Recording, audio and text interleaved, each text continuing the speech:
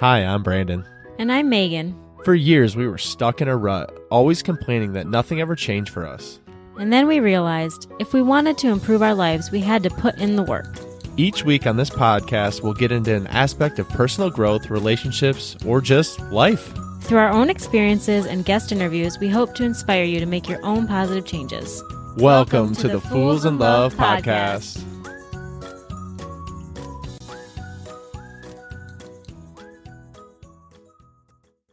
All right. Today we are tackling the topic of joy. Now, a few months ago, we finally wrote and implemented core values at work. I don't know why we had never done it before. It's kind of ridiculous, but we hadn't. So we wised up, we got it together, and the most important one that we wrote was that we choose joy. Yes, choosing joy. It's so important. And like Meg said, it seems so easy and just like it really takes no thought. Like, yeah, of course we're going to choose joy.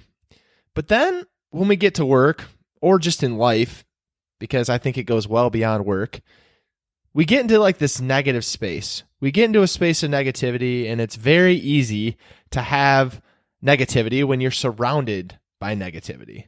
So when you get to work or you're out in life, you might feel like you have really strong energy, but then you have one bad experience or you deal with that one person and life just seems to be downhill from there. And we go from looking at the glass half full to the glass half empty, and that's for the rest of your day. Oh, yeah. So when we wrote these values for work, which actually ended up coming over into our personal lives too, but we'll get there in a minute, we had been noticing how much everyone at work seemed to be just focusing all their energy on one bad thing happening. And we were realizing that everyone's coming to work, and before the doors even officially open every morning, everyone's all ticked off. Everyone's in a bad mood. And we knew we had to do something. So we wrote the values, we discussed them, we made sure that everyone in the office agreed to them. We asked what changes or updates we needed to make, and we finally wrote them up and asked everyone to sign them. And if they said yes, then we told them that they would have to actually adhere to them. Now, the important part here is that since the day they signed, since the day we talked about all of this, the attitude at work has significantly changed. Because we said, guys, as a group, we are choosing joy. Literally, it's been a 180. When we hear ourselves or someone else start to complain, we get the thought out, and then somebody will jokingly say, but we choose joy, and we move on with our day, which is so much different than we used to be even a few short months ago. Yeah, that's right. I mean, and it was one of those things too where you just fall into this cycle, right? So we would get to work, and we typically open up the office at 8 a.m. And before 8 a.m. even got there, we found that people were just bringing in like the baggage of the day. And it was going well beyond like those Monday blues that we all seem to have. And it was becoming like a daily routine. And it really, when one person is off, especially in a smaller office or even in a bigger office, you know those negative Nellies, like they can bring everyone else down. So that was one of the things we started to focus on. And from there, even though it seems like so obvious, when we put it down on paper, like Meg said, it changed everything. Oh, yeah. And the coolest part about when we changed it at work is that we noticed it for them personally beyond the office doors, and we noticed it in our own home.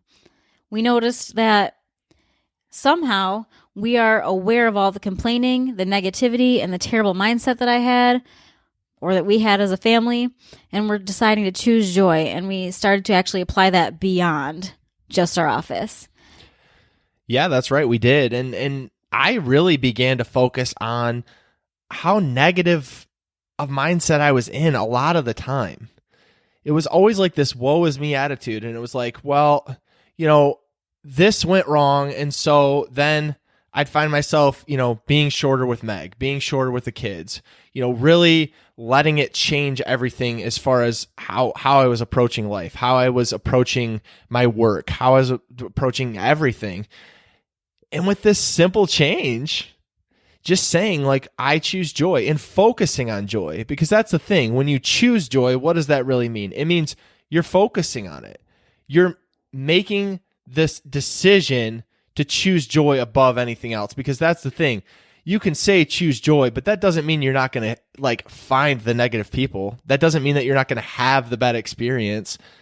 But when you become aware of it, you can recognize that like you're being pulled away from joy and pull yourself back into joy. Yes. I mean, okay, so when we started this whole thing, we even started talking to our kids about it. Like, we have decided that we're going to just point out to the kids how often they're complaining about things that don't even matter. And we're helping them actually achieve and modeling for them a healthier viewpoint and mindset. Because listen, our kids are 5 and 2. They can complain with the best of them. They can complain that the sandwich crust wasn't cut off the exact right way. They can complain that the cartoon doesn't play back at the right volume. I mean, it doesn't matter what dumb thing they're complaining about, they're complaining.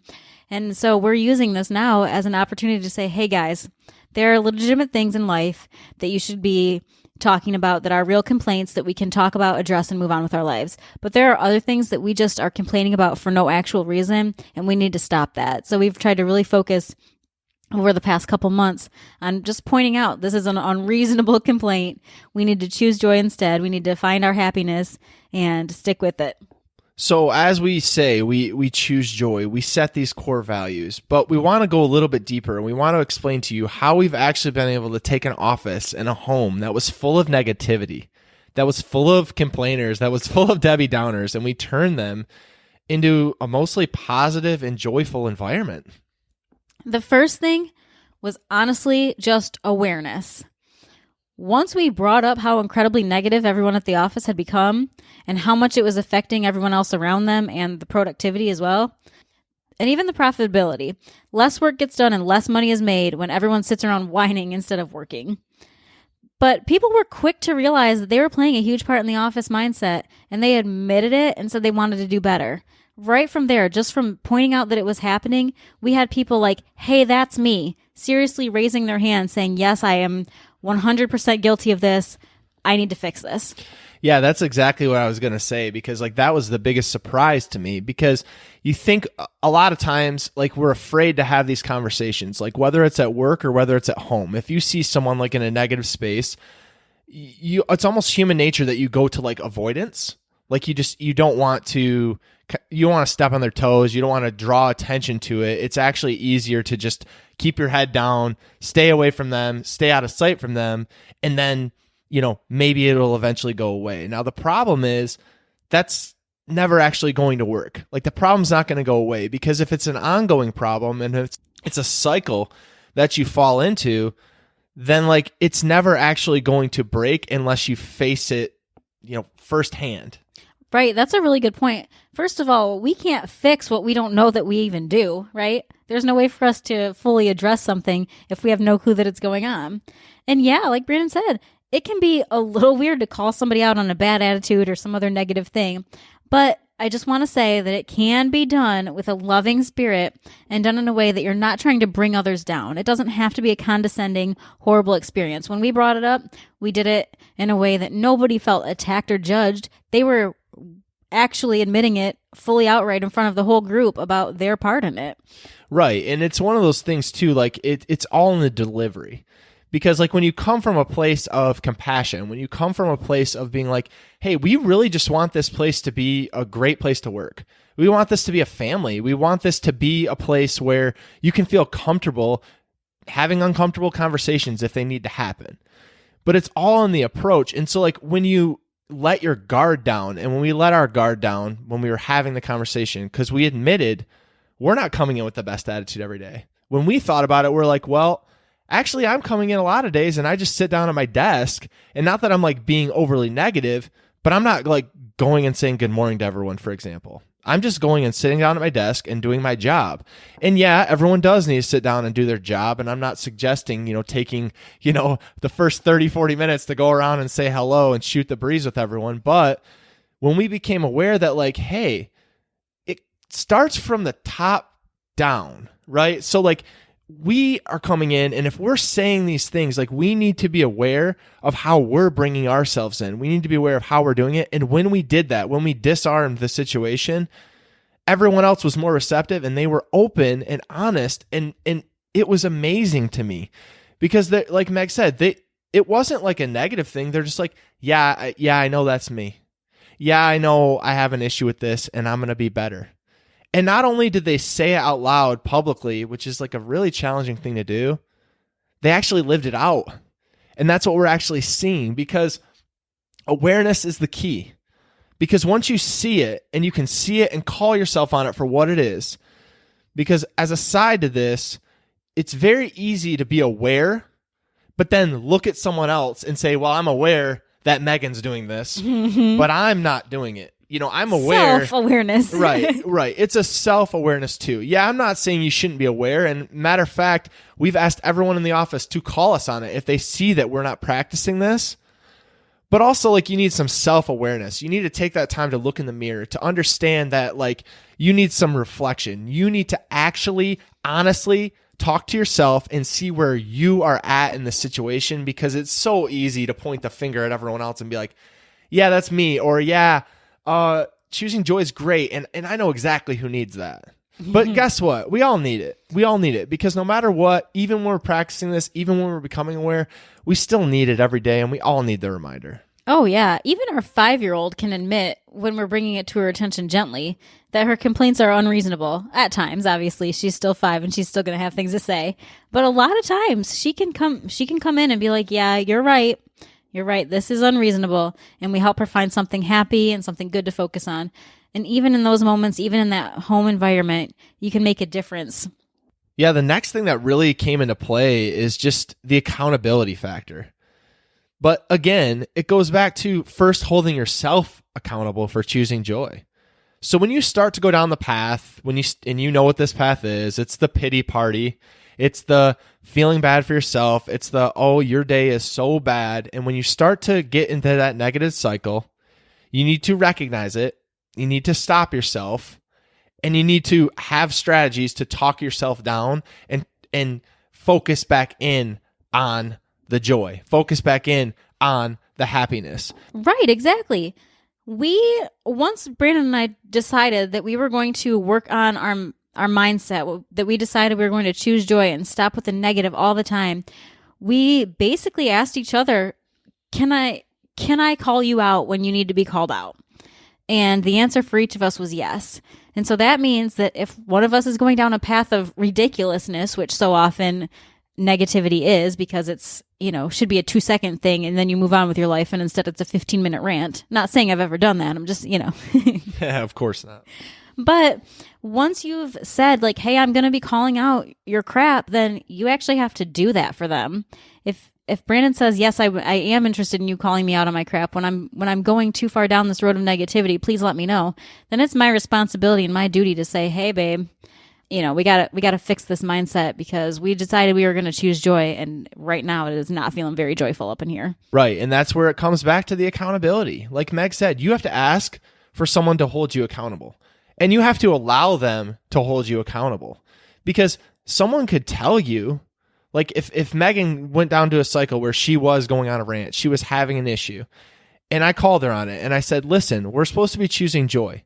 If she then snaps back and she isn't receptive and isn't reciprocating what she asked me to do, and isn't recognizing that, hey, she asked me to do this, then, like, where am I going to be in the future? Like, I'm not going to be open to and we use the term calling out. I mean, it sounds negative even in itself, but you're really just reminding. You're reminding because you both came to a place, or as an office, you came to a place, or as a family, you came to a place, you had this discussion.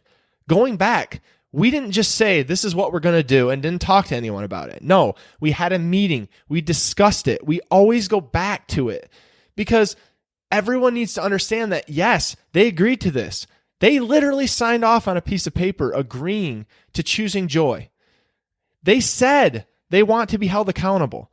So if you said you want to be held accountable and you've set that framework in the past, then when it gets brought up, it's not going to go to a negative place, because you're like, yeah, you know what? I did. I agreed. I did sign off on that. And so I need to be listening, and I know I need to change. Yeah, that's exactly right. We're just saying, hey, this is your friendly reminder of what we talked about, and that's not a bad thing. we strongly encourage that if your family, if your office, if struggling with the negativity is a thing for you, consider signing a family or an office agreement that you're going to start focusing on the good, that you're going to allow minor annoyances to be mentioned and then quickly forgotten, and that you ultimately choose joy regardless of circumstances. Because here's the thing about it. We're not saying that you're never going to get annoyed, that you're never going to have a moment where you complain. Of course, we are all human. We are all going to get annoyed. We are all going to complain. We're going to have our tantrums, even as adults. But what we are saying is that we're no longer allowing each other to go down a path that's going to ruin our day about something so small and insignificant. Most of the things that we're complaining about, honestly, are not huge things. Yes, of course, there are big life events that might be a little bit more in depth, but most of the things that you're focusing on, most of the things that you choose to complain and really dig into the weeds on, they're silly and they're time wasters. You're just wasting your time being negative and feeling sorry about it when really you should just move it on. Yeah, and one of the things we've instituted in the past year, and we really started instituting this in our office as well, is just choosing gratitude. Because the best way to combat negative feelings and complaints is by counting your blessings. So we start each day. We write down 5 to 10 things every day that we're grateful for. Yeah, we do. So we have the Start Today journals, which the Hollis Company put out. And we ended up actually loving them so much that we bought them not only for us, but for our employees. And we told them that, hey, we can't force you to do this. This is your own thing. We're just giving it to you. But, we hope that you would start doing these. We hope that you would be able to take a few minutes each day to write down gratitude and write down goals. Right. And we went beyond saying we hope you do it. And we said, not only do we want you to do it, we don't care if you do it at work. Matter of fact, if you don't have time to do it at home, come into the office and take the first 10 to 15 minutes and do this, because that's how much we believe in it. Because once you put it into practice and once you start looking for the things that you can be grateful for, it's so much easier to have that happiness, to have that joy factor, because you're just focusing in on, instead of the negative, you're focusing in on the positive. And you know that if you focus on whatever you focus on, that's where your brain is going to go. So naturally, if you're always falling into that cycle of negativity, if you're always falling into that negative nature, that's exactly where you're going to go. Subconsciously, that will be where you're going to go. But if you replace that negative nature with a positivity over everything else, then instead of your subconscious moving into that negative space, or when it starts to shift into that negative space, you recognize it, you choose gratitude, and you move forward.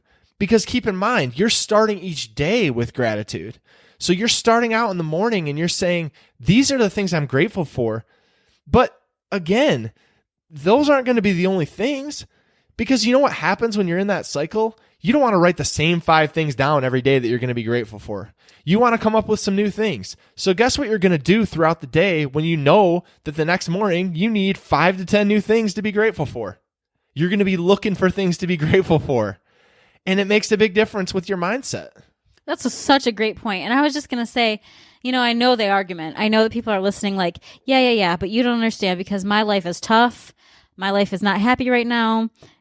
I just want to say, yes, it might be harder for you to be grateful. It might be harder for you to be thankful because your life circumstances are tough right now, but it's not impossible.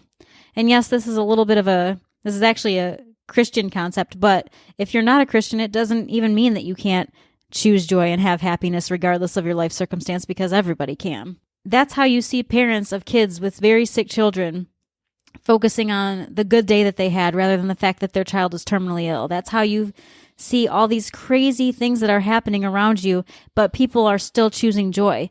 Because yes, they do have hard things happening, but they've made the decision.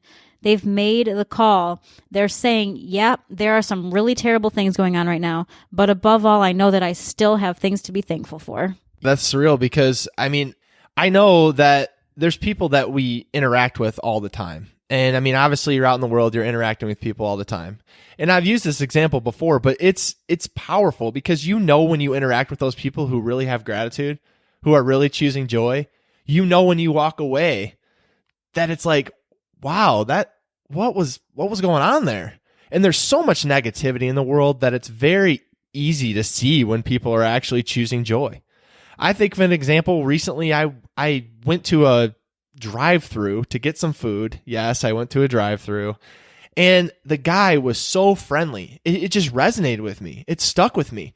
The guy was so nice. He thanked me for my business. He went above and beyond to make sure I was having an amazing day. And the guy was giving me my food. Do you know how easy it is for someone doing that, or someone doing a job? Maybe you're in a job you don't like. Maybe you're, in a relationship that has struggles. Maybe like Meg said, you have someone who's sick or ill. It's so easy to fall into the cycle of feeling bad for yourself rather than focusing on joy. But if you focus on this gratitude, it makes the difference. It really does. And with that, you know what else matters? Celebrating. At work, we celebrate birthdays, of course, but we also celebrate because it's a Friday. And on Friday, we get to wear jeans, and that's pretty cool. Or it's a Tuesday, and it's a good day for some donuts. So we go and get the office some donuts. Celebrating doesn't have to be some major event. A lot of times, especially at work, we make it be like some big thing, like, oh, we met some big revenue goal or we met some huge thing. But it really doesn't have to be. It's about appreciating the smaller things. And so if you start to focus and celebrate and find a way that you can get some Starbucks for the office, you can get some donuts, you can bake some cookies. Like if it's a money thing that like you feel like you can't do that, or hey, you don't have a budget for that, so you can't do that, you can bake some cookies at home and bring them in. I promise you everyone will be grateful. I promise everyone will be happier. It's the small things. And you don't think they matter, but they do. They do so much. Oh, yeah. I mean, we celebrate the weekend coming with pizza. When we get home on a Friday night, there are many Fridays that we're like, you know what? It's the weekend. It's time to celebrate, and we need to have some pizza. Maybe we'll watch a movie. You can you can make homemade popcorn or ice cream. Actually, we totally just made homemade ice cream. And we're just celebrating for the sake of celebrating because it adds joy. When you see your life as a party and something worth getting excited about, it's hard not to focus on the good, which actually leaves less room for the bad stuff. Right. I mean, just to show how easy this is. So at our office, we had surrounded ourselves with gratitude. We had said we're going to choose joy. We had done all of this. And so I went out and got a goat figure on a trophy. So if you don't know what goat means, it's the greatest of all time. So we created a greatest of all time for this week. So whatever week it is. So at the start of it, I picked out a person and I said, you know what? This person did this week. It was very helpful for me. It may not have seemed like a big deal, but it helped me out a lot. And they're the GOAT for this week. The greatest of all time for this week. And I'm telling you, everyone loves it. We get a kick out of it. And then it's your responsibility, if you get that GOAT, for the next week, you look around for someone else who has done something at your office that has made a difference for you, or you saw made a difference for someone else, or you saw made a difference for a client, whatever. And that person then, at the next weekly meeting, gets to hand out that GOAT to someone else. And I'm telling you, you can see the joy in people's eyes when we're giving it out. And I'm telling you, I bought the statue on Amazon for less than $20. Yeah, and you can really modify this for use at home. It doesn't have to be a statue. You could celebrate with stickers for your kids if you have young kids. You can think of a million different ways to celebrate small things. If your kids have a problem sharing and all of a sudden you see them sharing, celebrate that, mention that. Give them a little tiny treat of some sort. There are a million different ways as long as you're creative, but you should be celebrating just small little things in your daily life to help add joy to your life. Right, and you'll see how easy it is and how big a difference it makes. Like Meg said, it goes beyond work. Like we used work as an example. Meg used kids as an example. But anywhere out in life, like if you have someone in your life who's impacted you, reach out to them today. Let them know that they've made a difference. Write them a little note. Me and Meg leave each other little notes all the time. Like for menial things that probably don't make a difference in the grand scheme, but they make a difference for us. They made a difference for us individually. Like if you've had someone who's impacted you, just reach out to them. It doesn't have to be a big thing. It could be a text. It can be a small note. It can be a little gift that you buy. It could be anything. It could just be kind words. But you'll spread joy and it'll build and exponentially change that person's life, and they might go and do that to someone else and pay it forward. you never know what a difference it'll make. But it's the small things. It's focusing on these small things, because we always want to focus on these huge, ornate things. And that's not really what makes the difference. The difference is the day-to-day. Yeah. And I do want to say the other thing, guys, is that you can't stop trying to see the joy. So maybe you try all of this and it just isn't working right away because, we're talking to you like it worked out right away for us because it did. But that doesn't mean it's going to work right away for everybody else. Maybe your spouse is an unhappy grump face and your kids are ungrateful brats. I don't know. But what I do know is that it can never hurt to keep trying and keep modeling that you're choosing joy, because eventually, hopefully, other people are going to see what you're doing. They're going to notice that you feel different, that you sound different, that you became happier and you're focusing less on the negative and more on the positive. And when others want to drag you down and you're tempted to join in that complaining and negativity, because, complaining is fun sometimes, just stop yourself and remind yourself that you feel better, happier, and more content when you choose to see the joy. Right. And ultimately, you can't change how anyone else is going to come to the table. You can't change how they're going to come in. We can try to model it. We can try to make the difference, but I can't make someone be different, because you're going to go out there and you're going to encounter people who are having an issue. You're going to encounter people who want to gossip or do whatever that is so easy, like Meg said, to fall into. But understand that you can only control what you do. You can only control how you see the world. You can only control what attitude you bring. And your attitude is going to be contagious.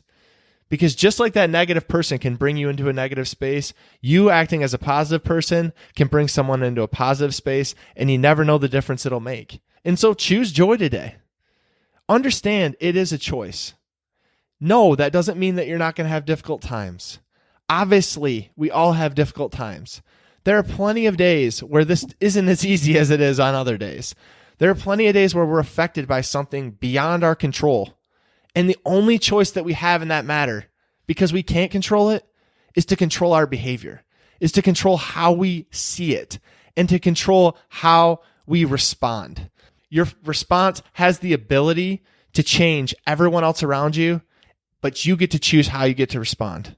So make the right choice today. Hey B, what did you think of that episode? I think it was pretty dang good.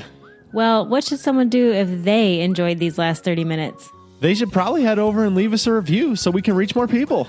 They definitely should. Guys, if you like the Fools in Love podcast, please go follow us over on Instagram at Fools in Love Podcast. We'd love to connect with you and learn more about what you'd like to hear.